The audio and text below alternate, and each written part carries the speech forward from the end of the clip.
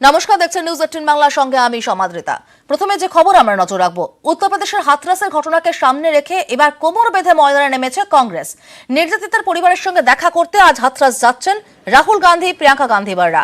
ইতিমধ্যে 10 জনপথে এসে পৌঁছেছেন প্রিয়াঙ্কা। এদিকে তাদেরকে আটকাতে হাথরাসে 144 ধারা জারি, চরম তৎপর যোগী সরকার। দিল্লি নয়ডা হাইওয়ে সিল করা হয়েছে, নির্যাতিতার বাড়িও ঘিরে রেখেছে পুলিশ। শহরের গুরুত্বপূর্ণ রাস্তাগুলি ব্যারিকেড করে দেওয়া হয়েছে। যদিও প্রশাসনের দাবি নিরাপত্তার দায়িত্বে থাকা একাধিক পুলিশ কর্মী করোনা আক্রান্ত এবং সেই কারণেই এই নিষেধাজ্ঞা। আমাদের সঙ্গে हाथरस থেকে রয়েছেন আমাদের প্রতিনিধি सुमित शर्मा। কথা বলবো তার সঙ্গে। सुमित जी, जानना चाहेंगे राहुल प्रियंका अगर पहुंचती है हाथरस तो क्या झेलने को मिलेगी उनको?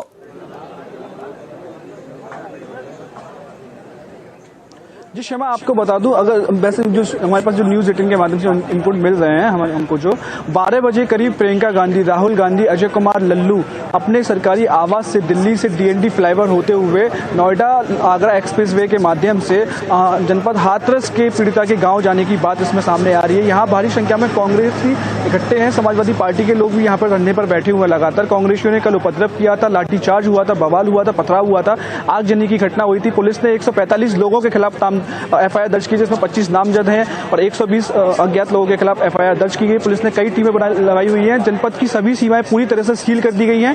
पीएससी तैनात है। आसपास के जनपदों की भारी फोर्स भी यहाँ पर तैनात की गई है। सभी तरह से लोगों को रोका जा रहा है। जनपद की सीमाएं पूरी तरह से सील कर दी गई। सीमाएं के अंदर आने के लिए मनाही किया गया है। लोगों के अंदर भारी आक्रोश है, क्योंकि पुलिस ने जिस तरह से पीड़िता के शव को परिवारीजनों को नहीं सौंपा था, बिना परिवारीजनों की उपस्थिति के उसका अंतिम संस्कार कर दिया था, उसको लेकर कल भारी आक्रोश था। इसी को लेकर काफी बवाल भी हुआ था। क्षमा जी बिल्कुल, आपसे एक बात स्पष्ट करना चाहेंगे, क्या हालात जो है उसके चलते हुए प्रियंका राहुल दोनों हाथरस पहुंच सकती है? ये पॉसिबल है?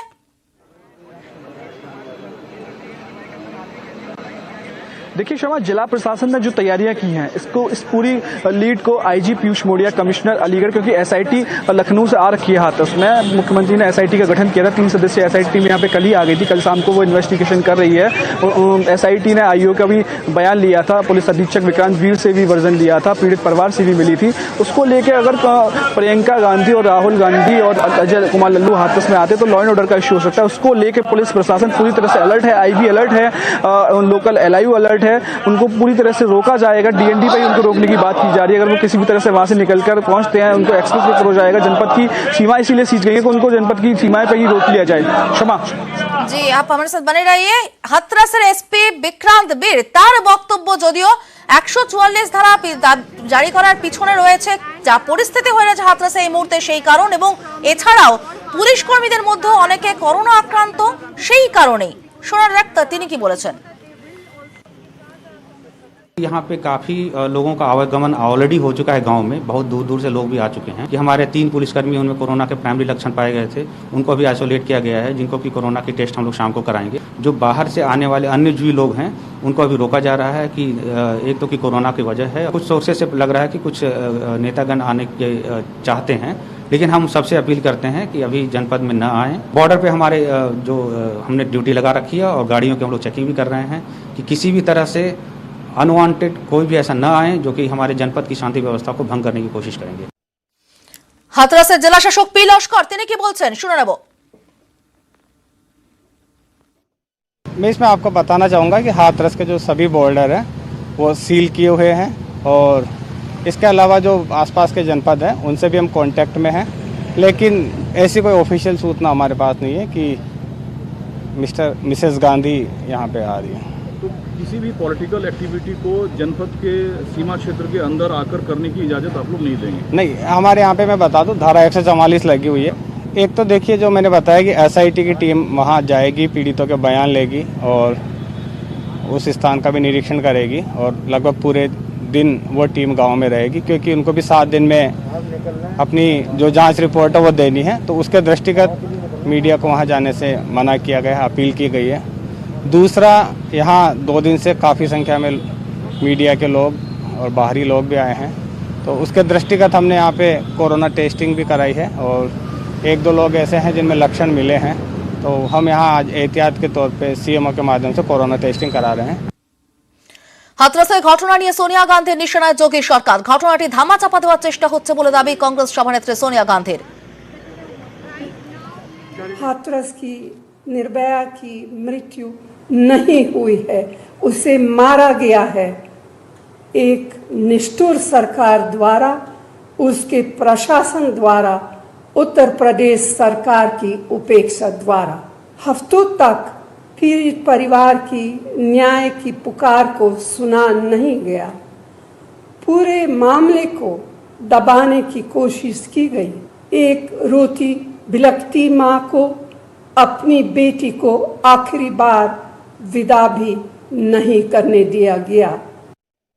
যোগী সরকারকে রাহুলের তোপ। উত্তরপ্রদেশের জঙ্গল রাজ্যে মেয়েদের উপর অত্যাচার চলছে। বেঁচে থাকতেও নির্যাতিতাকে সম্মান দেননি, সৎকারের অধিকারও ছিনিয়ে নেন। বেটি বাঁচাও নয় বিজেপি স্লোগান, তথ্য লোকো গদি লোকো, গদি বাঁচাও। বুক ফুলিয়ে ঘুরছে যোগী সরকার, টুইট রাহুল গান্ধীর।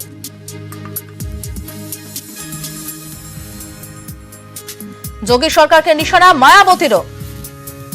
हाथरस की तरह ही तो बलरामपुर जिले में भी एक दलित छात्रा के साथ लगभग ऐसी ही घटना घटी और उसकी मौत भी हो चुकी है, जो अति दुखद है, अति निंदनीय है कि उत्तर प्रदेश में वर्तमान भाजपा सरकार में कानून का नहीं बल्कि गुंडों, बदमाशों, माफियाओं, बलात्कारियों एवं अन्य अराजक तत्वों का राज चल रहा है और यहाँ कानून व्यवस्था पूरी तरह से दम तोड़ चुकी है। खासकर इस सरकार में यहाँ की बहन बेटियां तो बिल्कुल भी सुरक्षित नहीं है।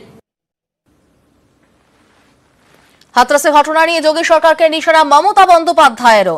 হাতরাসের দলিত তরুণীর উপর অত্যাচার নৃশংস ও লজ্জাজনক, নিন্দার ভাষা নেই। পরিবারের প্রতি আমার গভীর সমবেদনা। শেষকৃত্যে পরিবারের অনুমতি নেওয়া হয়নি, থাকতেও দেওয়া হয়নি, সেটা আরো লজ্জাজনক। ভোট লোভীদের চেহারা সামনে চলে এসেছে, ভোটের জন্য মিথ্যে স্লোগান ও প্রতিশ্রুতি।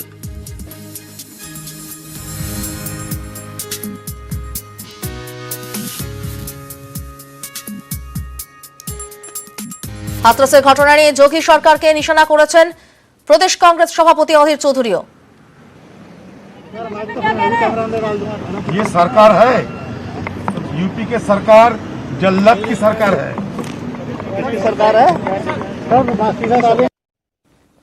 দোষীদের বিরুদ্ধে কড়া ব্যবস্থা নিয়েছে সরকার। বিরোধীরা আর আগুনে ঘি ঢালবেন না, মন্তব্য কেন্দ্রীয় মন্ত্রী মুখতার আব্বাস নকভির।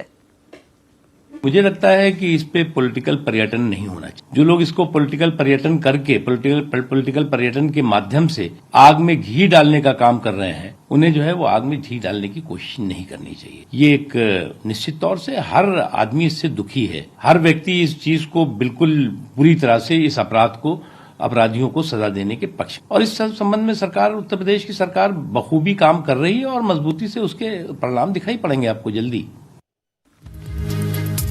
হাতরাসের পর আবারও ধর্ষণের ঘটনা যোগী রাজ্যে। হাতরাসের নির্যাতিতার মৃত্যুতে দেশ ফুঁসছে এবং তারই মধ্যে যোগী রাজ্যে একের পর এক গণধর্ষণের ঘটনা উঠে আসছে। গণধর্ষণ করে খুনের অভিযোগও। প্রথমে বলরামপুরের খবরে নজর রাখবো। হাসপাতালে নিয়ে যাওয়ার আগেই মৃত্যু হয় 22 বছরের তরুণীর এবং পরিবারের অভিযোগের ভিত্তিতে দুই অভিযুক্তকে গ্রেফতারও করেছে পুলিশ। এ বিষয়ে জেনে নেব, আমাদের সঙ্গে রয়েছেন আমাদের প্রতিনিধি সুমিত শর্মা। सुमित जी, जानना चाहेंगे बलरामपुर में आखिर जो उठा रहा है, आवाज उठा रहे हैं, उसकी वजह क्या है?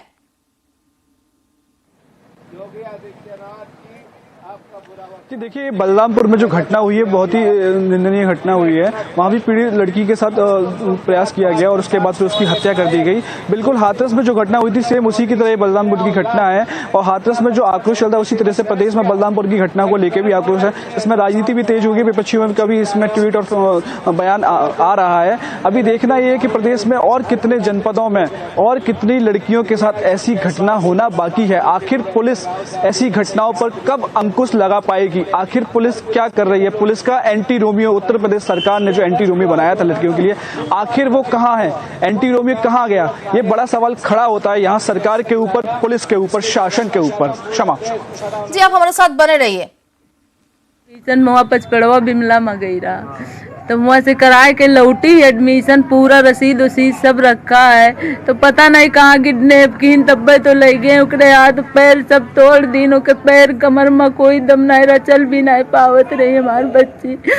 हमारे बच्चे के साथ इतना इतना बड़ा अत्याचार खुल की। परिजनों ने एक तहरीर दी है जिसमें उन्होंने 2 लड़कों के ऊपर ये आरोप लगाया है कि उन लड़कों ने किसी डॉक्टर से उस लड़की का इलाज करवाने की कोशिश की और उन लड़कों ने उन लड़की के साथ रेप भी किया, और फिर जब लड़की की तबीयत खराब होने लगी तो उन लोगों ने उसको हॉस्पिटल उन लोगों ने रिक्शे से उसको लड़की के परिजनों के पास भेज दिया। এবং এখানেই শেষ নয়, বুলন্দ শহর থেকেও আবারও ধর্ষণের অভিযোগ এসেছে, নাবালিকাকে ধর্ষণের অভিযোগ। এই বিষয়ে জেনে নেবো আমরা আমাদের প্রতিনিধির কাছ থেকে। सुमित जी, जानना चाहेंगे बुलंदशहर में जो हादसा हुआ उसके बारे में क्या पता चल रहा है?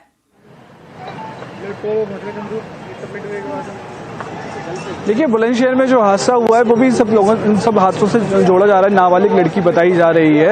मैंने आपको अभी थोड़ी देर पहले भी बताया शमा कि जिस तरह से प्रदेश में लगातार दलित नाबालिग लड़कियों के साथ जो घटनाएं घट रही हैं उसको लेकर एक बड़ा सवाल यहाँ पे खड़ा हो रहा है। उसी को लेकर विपक्ष, समाजवादी पार्टी, कांग्रेस इन सब चीजों को लेकर सरकार को घेर रही है, इन सभी चीजों पर मांग कर रही है कि आखिर हमारी बेटियां, हमारी लड़कियां कब सुरक्षित होंगी इस सरकार में, कब इनको न्याय मिल पाएगा, कितनी और बेटियों की जान जाएगी। शमा जी, बागपत में जो हादसा हुआ है उसके बारे में क्या पता चला? वहां भी तो रेप का कंप्लेन आ रहा है।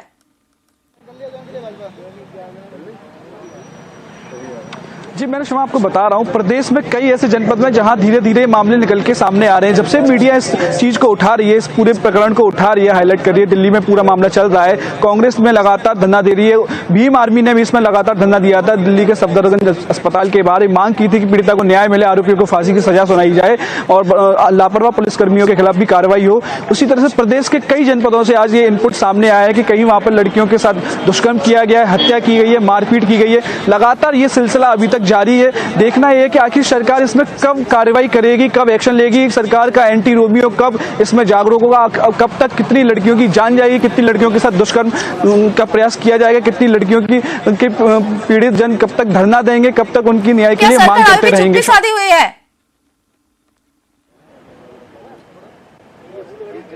इस पूरे मामले में सरकार की तरफ से भी कोई वर्जन जारी नहीं हुआ। हाथरस को लेके यहाँ पे कल एक दल भेजा गया था, भाजपा के कैबिनेट मंत्री यहाँ पर आए थे, पूरे मामले में पीड़िता के परिवार से मिले थे और परिवार ने गो बैक वापस जाओ के नारे भी लगाए थे। उनका पूरा विरोध किया था, उनको विरोध का सामना करना पड़ा था सांसद हाथरस को और मंत्री को यहाँ पूरा विरोध का सामना करना पड़ा था। उसके बाद सब लोग वापस चले गए तो उनके सामने भी यही मांग रखी गई थी। रात को इसी बात को लेकर मुख्यमंत्री योगी आदित्यनाथ वीडियो कॉन्फ्रेंस के जरिए पीड़ित परिवार से बात की थी, 25 लाख का मुआवजे की भी बात की थी, उनको एक सरकारी नौकरी देने की बात की गई थी, सरकारी घर देने की बात की गई थी। उसको लेके थोड़ा सा जो पीड़िता के पिता थे वो थोड़ा सा संतुष्ट नजर आए थे। उसके बाद एसआईटी ने भी जांच की थी, एसआईटी गांव गई थी, पूरे मामले में जांच की थी, पीड़ित परिवार से बातचीत की गई थी, घटनास्थल का भी मुआयना किया गया था। लेकिन उसके बाद ये जो मामला सामने आ रहा है, बलरामपुर जैसी घटना, बुलंदशहर जैसी घटना, बागपत जैसी घटना, इन पर लगाम कब लगेगा? प्रदेश सरकार इन पर सवाल उठ रहा है। शुक्रिया हमसे बात करने के लिए।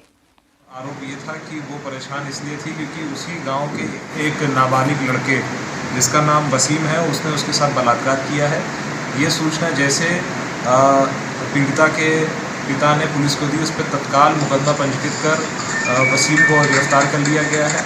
इस समय पीड़िता एकदम स्वस्थ है, उसका मेडिकल कराया जा रहा है एवं 164 के बयान भी कराए जा रहे हैं। इसमें कार्रवाई की जाए করা হয়েছে, যার উল্লেখ রয়েছে সফদরজং হাসপাতালের রিপোর্টে। পোস্টমর্টমের যে রিপোর্ট তাতে উল্লেখ করা হয়েছে হাথরাসে নির্যাতিতাকে নৃশংস অত্যাচার করা হয়েছে। কি বলা হয়েছে পোস্টমর্টম রিপোর্টে আমরা জানবো আমাদের প্রতিনিধি सुमित शर्मा काछ থেকে।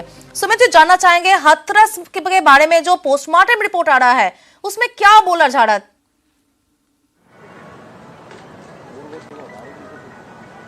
देखिए शमा, जो हाथरस में जो रिपोर्ट पोस्टमार्टम जो पीड़िता थी, उसकी जो पोस्टमार्टम रिपोर्ट सफदरगंज, दिल्ली के सफदरगंज में उसका जो है पोस्टमार्टम किया गया था। उसके बाद पोस्टमार्टम रिपोर्ट सबसे पहले न्यूज 18 के पास आई है। न्यूज 18 पोस्टमार्टम रिपोर्ट को दिखा रहा है, पोस्टमार्टम रिपोर्ट को। उसमें बताया गया है, जो हमारी जब उस पूरे मामले में एसपी विक्रांत वीरू से बात हुई तो उन्होंने बताया कि उसमें पूरी तरह से रिपोर्ट में जो तथ्य सामने आया उसमें यही आया है कि लड़की की हैंगिंग हुई है, पीड़िता के गले में हैंगिंग, पीड़िता का गला दबाकर उसकी हत्या की गई है। अभी रेप के मामले में विक्रांत वीरू ने कहा है कि अभी हम उन्हीं धाराओं में विवेचना आगे जारी रखेंगे। जो भी पीड़िता का विसरा विजिट कर लिया गया है, जो भी फॉरेंसिक से आगे जो भी चीज आएंगी उसके आधार पर कार्रवाई की जाएगी। अभी 376 D 302 में धारा इनमें मुकदमा तरमीम कर दिया है। उन्हीं के आधार पर विवेचना की जा रही है। आरोपी जो भी इसमें चार लोग आरोपी थे, 4 लड़के आरोपी थे, उन सभी आरोपियों को पुलिस ने गिरफ्तार करके जेल भेज दिया है। शमा, जानना चाहेंगे सुमित जी, क्या पुलिस ने इस बारे में रेप की जो आरोप है उसको मानने से इनकार किया है?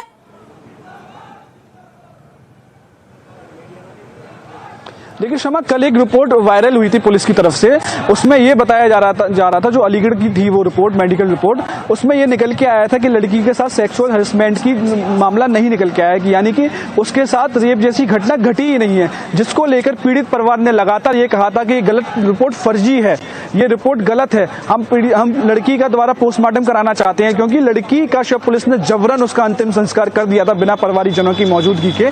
उसके बाद पीड़ित परिवार लगातार पुलिस पर यही आरोप लगा रहा था कि जो पुलिस की तरफ से जो मीडिया कह रही है कि हमारी जो रिपोर्ट वायरल हो रही है उसमें सेक्सुअल हरेसमेंट नहीं आया है, लड़की के साथ रेप की घटना नहीं निकल के आई है, उसको लेकर ही पीड़ित परिवार लगातार पुलिस पर निशाना साध रहा था। पीड़ित परिवार का कहना है कि हमारी बेटी की जान भी चली गई, घटना भी हुई, पुलिस उस पूरे मामले में लापरवाही कर रही है।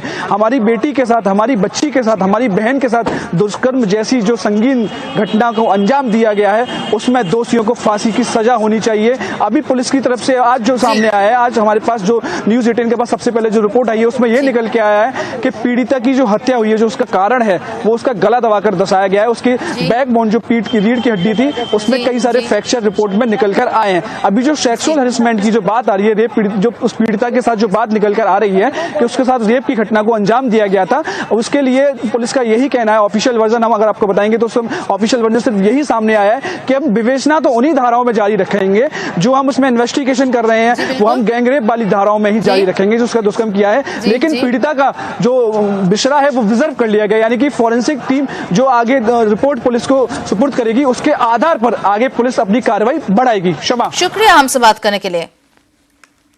के हिसाब से डॉक्टरों ने यही कहा है कि बलात्कार की पुष्टि वो नहीं कर रहे हैं, वो तभी इसके बारे में फर्म ओपिनियन देंगे, पुष्ट राय देंगे जब वो एफएसएल की रिपोर्ट प्राप्त करके देख लेंगे कि एसआईटी की टीम आ चुकी है, शासन के द्वारा जो बनाई है, वो भी अपना काम, उन्होंने एसआईटी की टीम ने भी अपना काम शुरू करना है। पीड़िता के जिस तरह से बयान पीड़िता ने दिए, जैसे जैसे बयान आए, विवेचना में उन सभी धाराओं की वृद्धि की गई।